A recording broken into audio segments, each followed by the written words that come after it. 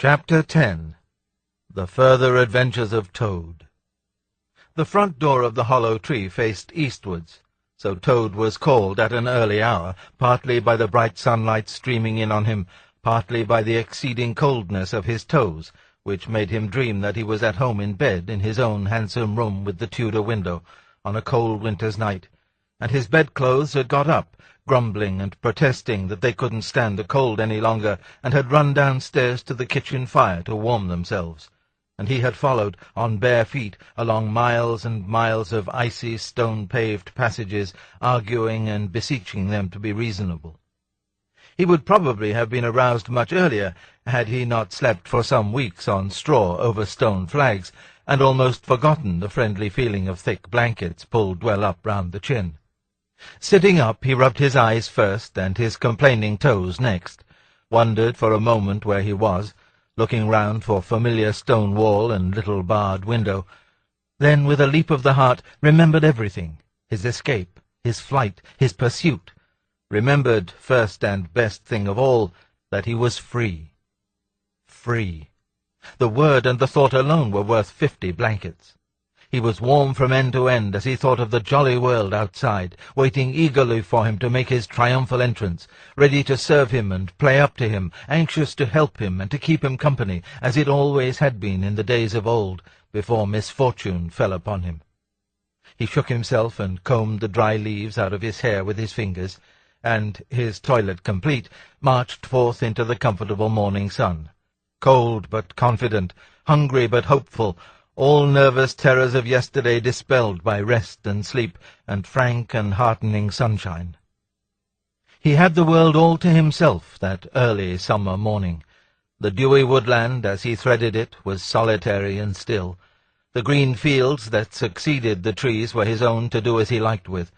The road itself, when he reached it, in that loneliness that was everywhere, seemed, like a stray dog, to be looking anxiously for company. Toad, however, was looking for something that could talk, and tell him clearly which way he ought to go.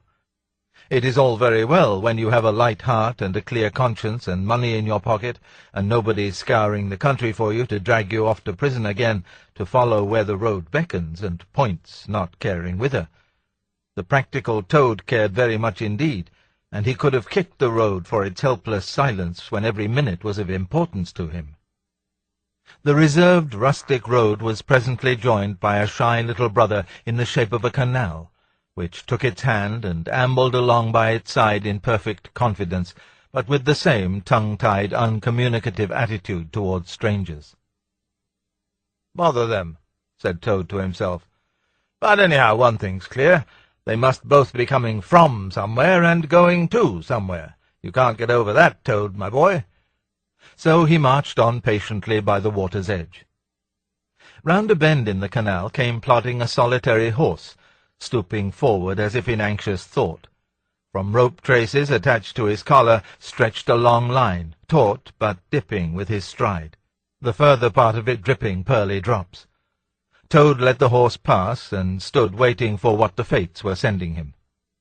With a pleasant swirl of quiet water at its blunt bow, the barge slid up alongside of him, its gaily painted gunwale level with the towing path, its sole occupant a big stout woman wearing a linen sunbonnet, one brawny arm laid along the tiller. "A nice morning, ma'am," she remarked to Toad as she drew up level with him. "I dare say it is, ma'am," responded Toad politely, as he walked along the tow-path abreast of her. "I dare say it is a nice morning to them that's not in sore trouble like what I am. Here's my married daughter. She sends off to me post-haste to come to her at once, so off I comes, not knowing what may be happening or going to happen, but fearing the worst, as you will understand, ma'am, if you're a mother too. And I've left my business to look after itself.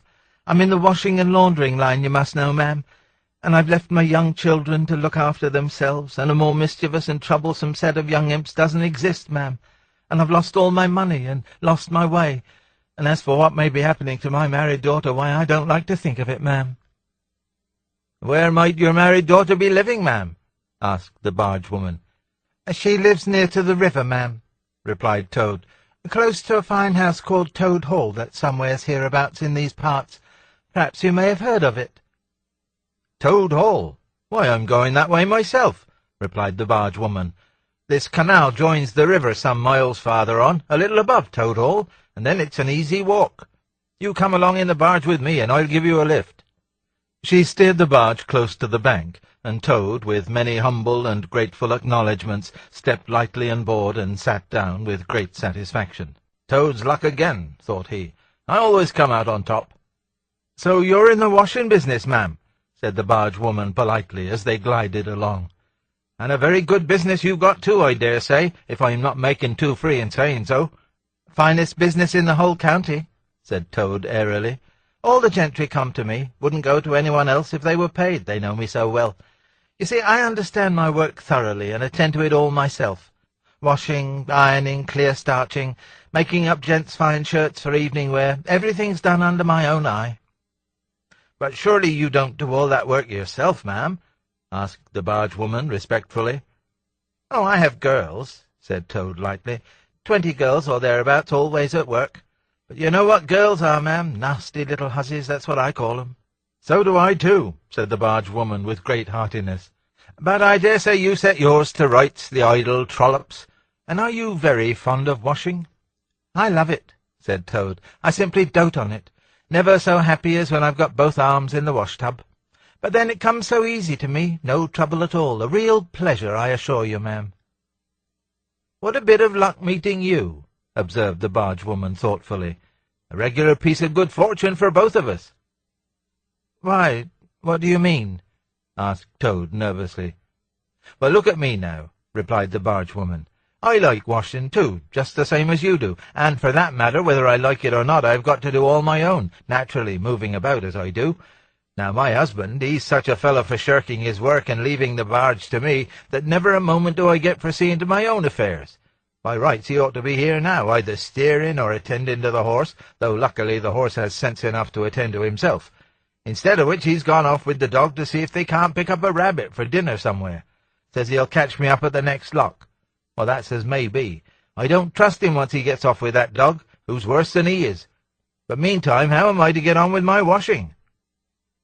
"Oh, never mind about the washing," said Toad, not liking the subject. "Try and fix your mind on that rabbit. A nice fat young rabbit, I'll be bound. Got any onions?" "I can't fix my mind on anything but my washing," said the barge-woman, "and I wonder you can be talking of rabbits with such a joyful prospect before you. There's a heap of things of mine that you'll find in a corner of the cabin. If you'll just take one or two of the most necessary sort, I won't venture to describe them to a lady like you, but you'll recognize them at a glance, and put them through the wash-tub as we go along, why, it'll be a pleasure to you, as you rightly say, and a real help to me. You'll find a tub handy, and soap, and a kettle on the stove, and a bucket to haul up water from the canal with. Then I shall know that you're enjoying yourself, instead of sitting here idle, looking at the scenery and yawning your head off." "Here, you let me steer," said Toad, now thoroughly frightened, "and then you can get on with your washing your own way. I might spoil your things, or not do 'em as you like. I'm more used to gentlemen things myself. It's my special line." "Let you steer," replied the barge-woman, laughing. "It takes some practice to steer a barge properly.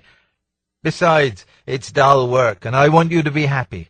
No, you shall do the washing you're so fond of, and I'll stick to the steering that I understand.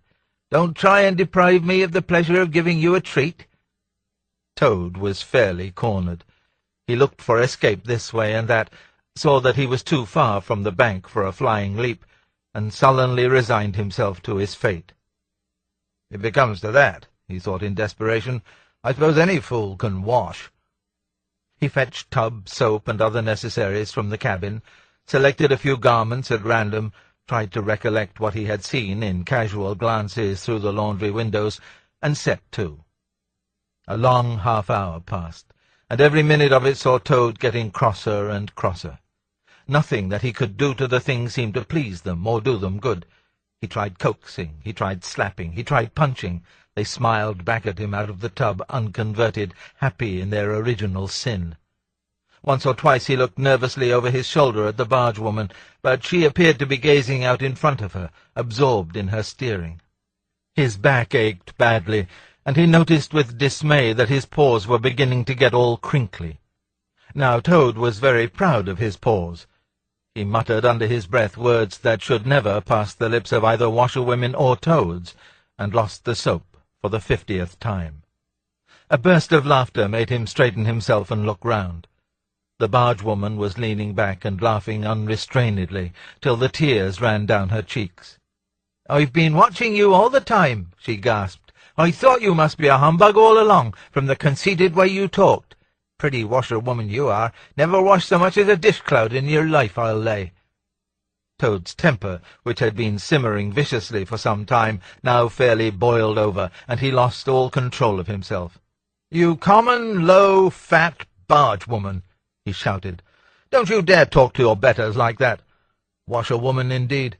I would have you to know that I am a toad, a very well-known, respected, distinguished toad.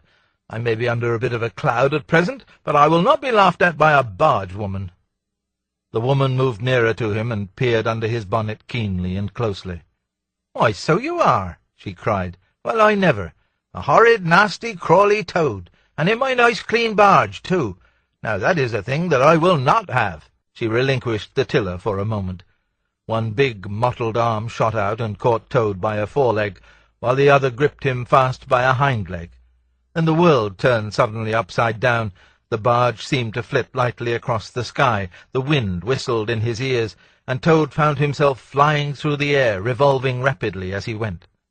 The water, when he eventually reached it with a loud splash, proved cold enough for his taste, though its chill was not sufficient to quell his proud spirit or shake the heat of his furious temper. He rose to the surface spluttering, and when he had wiped the duckweed out of his eyes, the first thing he saw was the fat bargewoman looking back at him over the stern of the retreating barge and laughing, and he vowed as he coughed and choked to be even with her. He struck out for the shore, but the cotton gown greatly impeded his efforts, and when at length he touched land, he found it hard to climb up the steep bank unassisted. He had to take a minute or two's rest to recover his breath. Then, gathering his wet skirts well over his arms, he started to run after the barge as fast as his legs would carry him, wild with indignation, thirsting for revenge. The bargewoman was still laughing when he drew up level with her. "Put yourself through your mangle, washerwoman," she called out, "and iron your face and crimp it, and you'll pass for quite a decent-looking toad." Toad never paused to reply. Solid revenge was what he wanted, not cheap, windy, verbal triumphs, though he had a thing or two in his mind that he would have liked to say. He saw what he wanted ahead of him.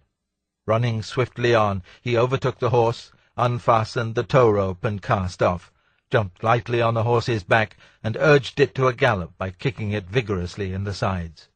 He steered for the open country, abandoning the towpath, and swinging his steed down a rutty lane.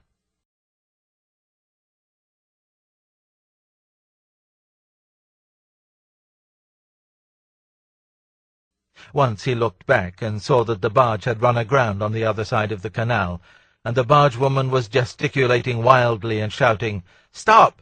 Stop! Stop!" "I've heard that song before," said Toad, laughing, as he continued to spur his steed onward in its wild career. The barge-horse was not capable of any very sustained effort, and its gallop soon subsided into a trot, and its trot into an easy walk. But Toad was quite contented with this, knowing that he, at any rate, was moving, and the barge was not. He had quite recovered his temper, now that he had done something he thought really clever, and he was satisfied to jog along quietly in the sun, taking advantage of any byways and bridle paths, and trying to forget how very long it was since he had had a square meal, till the canal had been left very far behind him. He had travelled some miles, his horse and he was feeling drowsy in the hot sunshine, when the horse stopped, lowered his head, and began to nibble the grass. And Toad, waking up, just saved himself from falling off by an effort.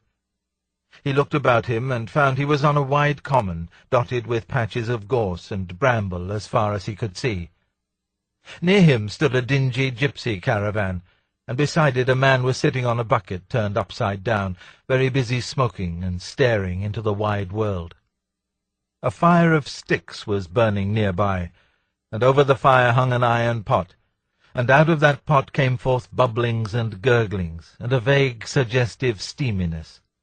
Also smells, warm, rich, and varied smells, that twined and twisted and wreathed themselves at last into one complete, voluptuous, perfect smell that seemed like the very soul of nature taking form and appearing to her children, a true goddess, a mother of solace and comfort. Toad now knew well that he had not been really hungry before. What he had felt earlier in the day had been a mere trifling qualm. This was the real thing at last, and no mistake. And it would have to be dealt with speedily, too, or there would be trouble for somebody or something. He looked the gypsy over carefully, wondering vaguely whether it would be easier to fight him or cajole him. So there he sat and sniffed, and looked at the gypsy, and the gypsy sat and smoked and looked at him. Presently the gypsy took the pipe out of his mouth and remarked in a careless way, "Want to sell that there horse of yours?" Toad was completely taken aback. He did not know that gypsies were very fond of horse-dealing and never missed an opportunity, and he had not reflected that caravans were always on the move and took a deal of drawing. It had not occurred to him to turn the horse into cash, but the gypsy's suggestion seemed to smooth the way towards the two things he wanted so badly, ready money and a solid breakfast. "What?" he said. "Me sell this beautiful young horse of mine? Oh, no, it's out of the question. Why, who's going to take the washing home to my customers every week? Besides, I'm too fond of him, and he simply dotes on me." "Try and love a donkey," suggested the gypsy. "Some people do." "You don't seem to see," continued Toad, "that this fine horse of mine is a cut above you altogether. He's a blood horse, he is, partly. Not the part you see, of course, another part. And he's been a prize hackney, too, in his time. That was the time before you knew him, but you can still tell it on him at a glance, if you understand anything about horses. No, it's not to be thought of for a moment. All the same, how much might you be disposed to offer me for this beautiful young horse of mine?" The gypsy looked the horse over, then he looked Toad over with equal care, and looked at the horse again. "Shilling a leg," he said briefly, and turned away, continuing to smoke and try to stare the wide world out of countenance. "A shilling a leg?" cried Toad. "If you please, I must take a little time to work that out and see just what it comes to." He climbed down off his horse and left it to graze, and sat down by the gypsy and did sums on his fingers, and at last he said, "A shilling a leg? Why, that comes to exactly 4 shillings and no more. Oh, no, I could not think of accepting 4 shillings for this beautiful young horse of mine." "Well," said the gypsy, "I'll tell you what I will do. I'll make it 5 shillings, and that's 3 and 6pence more than the animal's worth. And that's my last word." Then the Toad sat and pondered long and deeply, for he was hungry and quite penniless, and still some way, he knew not how far, from home, and enemies might still be looking for him. To one in such a situation, 5 shillings may very well appear a large sum of money. On the other hand, it did not seem very much to get for a horse. But then again, the horse hadn't cost him anything, so whatever he got was all clear profit. At last he said firmly, "Look here, gypsy, I'll tell you what we will do, and this is my last word. You shall hand me over 6 shillings and 6pence, cash down, and further, in addition thereto, you shall give me as much breakfast as I can possibly eat, at one sitting, of course, out of that iron pot of yours that keeps sending forth such delicious and exciting smells. In return, I will make over to you my spirited young horse, with all the beautiful harness and trappings that are on him freely thrown in. If that's not good enough for you, say so, and I'll be getting on. I know a man near here who's wanted this horse of mine for years." The gypsy grumbled frightfully, and declared if he did a few more deals of that sort he'd be ruined. But in the end he lugged a dirty canvas bag out of the depths of his trouser pocket, and counted out 6 shillings and 6pence into Toad's paw. Then he disappeared into the caravan for an instant, and returned with a large iron plate and a knife, fork, and spoon. He tilted up the pot, and a glorious stream of hot, rich stew gurgled into the plate. It was, indeed, the most beautiful stew in the world, being made of partridges and pheasants and chickens and hares and rabbits and peahens and guinea fowls and 1 or 2 other things. Toad took the plate on his lap, almost crying, and stuffed and stuffed and stuffed, and kept asking for more, and the gypsy never grudged it him. He thought that he had never eaten so good a breakfast in all his life. When Toad had taken as much stew on board as he thought he could possibly hold, he got up and said good-bye to the gypsy, and took an affectionate farewell of the horse. And the gypsy, who knew the riverside well, gave him directions which way to go, and he set forth on his travels again in the best possible spirits. He was indeed a very different Toad from the animal of an hour ago. The sun was shining brightly, his wet clothes were quite dry again, he had money in his pocket once more, he was nearing home and friends and safety, and, most and best of all, he had had a substantial meal, hot and nourishing, and felt big and strong and careless and self-confident. As he tramped along gaily, he thought of his adventures and escapes, and how when things seemed at their worst he had always managed to find a way out, and his pride and conceit began to swell within him. "Ho, ho!" he said to himself, as he marched along with his chin in the air. "What a clever Toad I am! There is surely no animal equal to me for cleverness in the whole world. My enemies shut me up in prison, encircled by sentries, watched night and day by warders. I walk out through them all by sheer ability coupled with courage. They pursue me with engines and policemen and revolvers. I snap my fingers at them and vanish, laughing, into space. I am, unfortunately, thrown into a canal by a woman fat of body and very evil-minded. What of it? I swim ashore, I seize her horse, I ride off in triumph, and I sell the horse for a whole pocketful of money and an excellent breakfast. Oh, I am the Toad, the handsome, the popular, the successful Toad." He got so puffed up with conceit that he made up a song as he walked in praise of himself, and sang it at the top of his voice, though there was no one to hear it but him. It was, perhaps, the most conceited song that any animal ever composed. "The world has held great heroes, as history books have showed, but never a name to go down to fame compared with that of Toad. The clever men at Oxford know all that there is to be knowed, but they none of them know one half as much as intelligent Mr. Toad. The animal sat in the ark and cried, their tears in torrents flowed. Who was it said, 'There's land ahead,' encouraging Mr. Toad? The army all saluted as they marched along the road. Was it the king or Kitchener? No, it was Mr. Toad. The queen and her ladies-in-waiting sat at the window and sewed. She cried, 'Look, who's that handsome man?' They answered, 'Mr. Toad.'" There was a great deal more of the same sort, but too dreadfully conceited to be written down. These are some of the milder verses. He sang as he walked, and he walked as he sang, and got more inflated every minute. But his pride was shortly to have a severe fall. After some miles of country lanes he reached the high road, and as he turned into it and glanced along its white length, he saw approaching him a speck that turned into a dot, and then into a blob, and then into something very familiar, and a double note of warning, only too well known, fell on his delighted ear. "This is something like," said the excited Toad. "This is real life again. This is once more the great world from which I have been missed so long. I will hail them, my brothers of the wheel, and pitch them a yarn of the sort that has been so successful hitherto, and they will give me a lift, of course, and then I will talk to them some more, and, perhaps with luck, it may even end up in my driving up to Toad Hall in a motor-car. That will be one in the eye for Badger." He stepped confidently out into the road to hail the motor-car, which came along at an easy pace, slowing down as it neared the lane.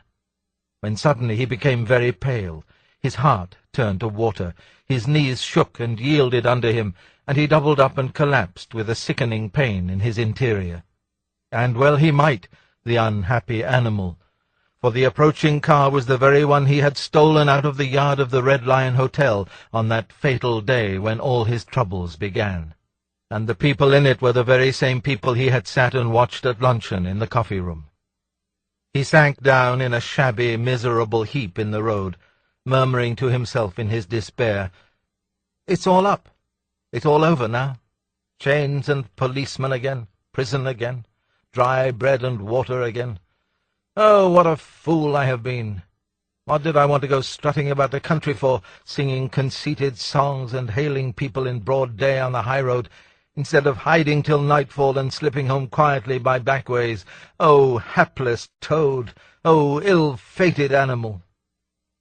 The terrible motor-car drew slowly nearer and nearer, till at last he heard it stop just short of him. Two gentlemen got out and walked round the trembling heap of crumpled misery lying in the road, and one of them said, "Oh, dear, this is very sad. There's a poor thing, a washerwoman apparently, who has fainted in the road. Perhaps she is overcome by the heat, poor creature, or possibly she has not had any food today. Let us lift her into the car and take her to the nearest village, where doubtless she has friends." They tenderly lifted Toad into the motor-car,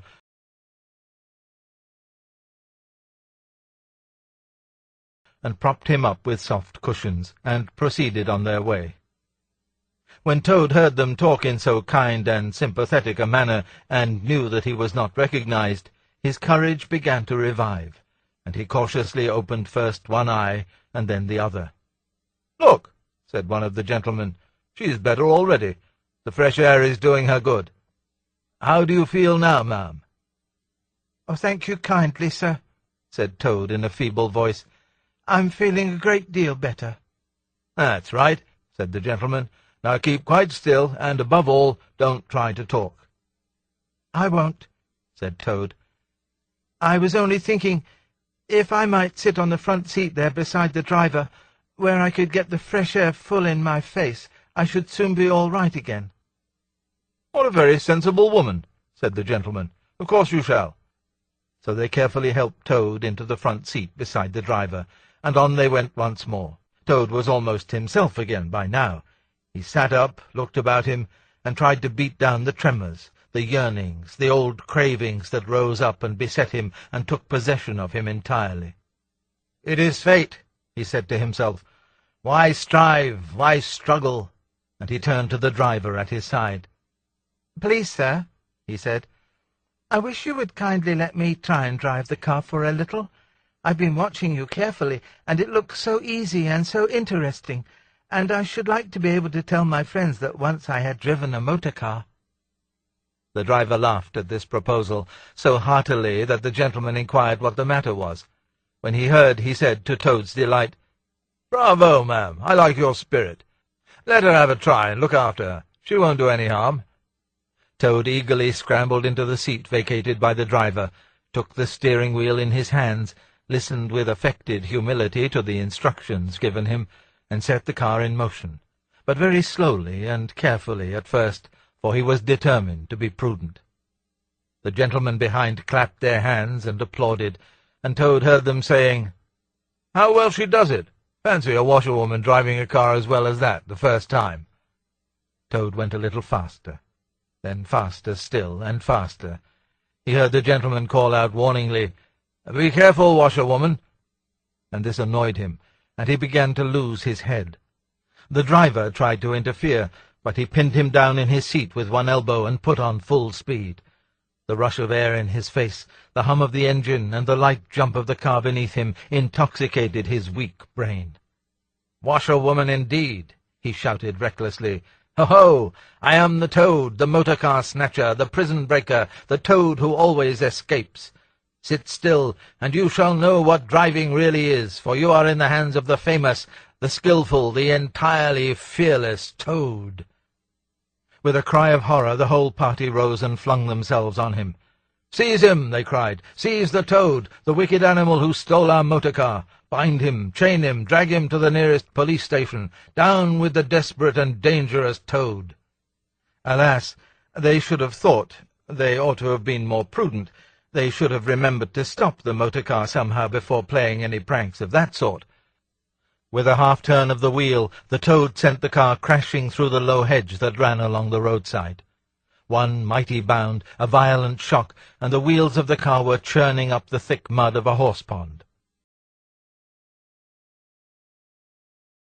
Toad found himself flying through the air with the strong upward rush and delicate curve of a swallow.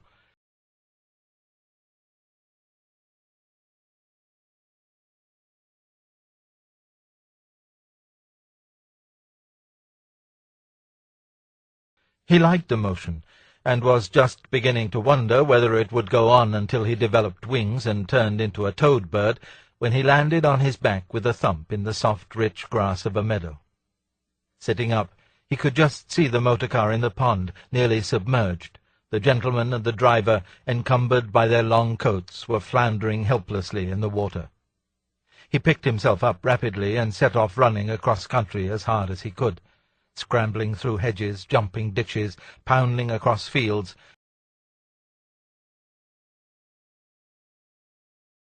till he was breathless and weary, and had to settle down into an easy walk. When he had recovered his breath somewhat, and was able to think calmly, he began to giggle, and from giggling he took to laughing, and he laughed till he had to sit down under a hedge. "Ho, ho!" he cried in ecstasies of self-admiration. "Toad again! Toad, as usual, comes out on top. Who was it got them to give him a lift? Who managed to get on the front seat for the sake of fresh air? Who persuaded them into letting him see if he could drive? Who landed them all in a horse-pond? Who escaped, flying gaily and unscathed through the air, leaving the narrow-minded, grudging, timid excursionists in the mud where they should rightly be? Why, Toad, of course! Clever Toad! Great Toad! Good Toad!" Then he burst into song again, and chanted with uplifted voice, "The motor-car went peep-peep-peep as it raced along the road. Who was it steered it into a pond? Ingenious Mr. Toad! Oh, how clever I am! How clever, how clever, how very, very clever!" A slight noise at a distance behind him made him turn his head and look. Oh, horror! Oh, misery! Oh, despair! About 2 fields off, a chauffeur in his leather gaiters and 2 large rural policemen were visible, running towards him as hard as they could go. Poor Toad sprang to his feet and pelted away again, his heart in his mouth. "Oh, my!" he gasped as he panted along. "What an ass I am! What a conceited and heedless ass! Swaggering again, shouting and singing songs again, sitting still and gasping again. Oh, my, oh, my, oh, my!" He glanced back and saw to his dismay that they were gaining on him. On he ran desperately, but kept looking back, and saw that they still gained steadily. He did his best, but he was a fat animal, and his legs were short, and still they gained. He could hear them close behind him now. Ceasing to heed where he was going, he struggled on blindly and wildly, looking back over his shoulder at the now triumphant enemy. When suddenly the earth failed under his feet, he grasped at the air, and splash! He found himself head over ears in deep water, rapid water, water that bore him along with a force he could not contend with, and he knew that in his blind panic he had run straight into the river. He rose to the surface and tried to grasp the reeds and the rushes that grew along the water's edge, close under the bank, but the stream was so strong that it tore them out of his hands. "Oh, my!" gasped poor Toad. "If ever I steal a motor-car again! If ever I sing another conceited song!" Then down he went, and came up breathless and spluttering. Presently he saw that he was approaching a big dark hole in the bank, just above his head, and as the stream bore him past, he reached up with the paw and caught hold of the edge and held on. Then slowly and with difficulty he drew himself up out of the water, till at last he was able to rest his elbows on the edge of the hole. There he remained for some minutes, puffing and panting, for he was quite exhausted. As he sighed and blew and stared before him into the dark hole, some bright small thing shone and twinkled in its depths, moving towards him. As it approached, a face grew up gradually around it, and it was a familiar face, brown and small, with whiskers, grave and round, with neat ears and silky hair. It was the water rat.